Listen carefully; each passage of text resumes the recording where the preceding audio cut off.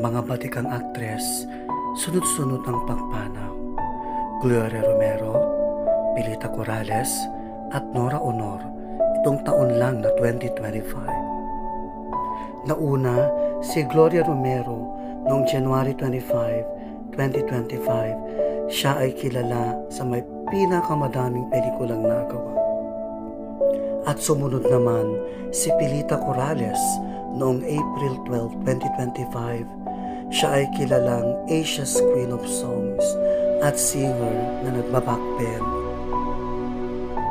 At kinagulat ng lahat, wala pang isang linggo, sumunod ang nag-iisang superstar na si Nora Honor.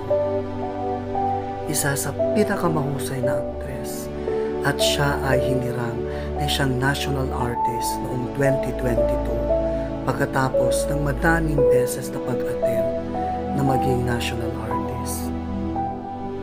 Life is too short. Live life to the fullest. Yung mga kilala natin matatanda o more mas matanda sa atin ay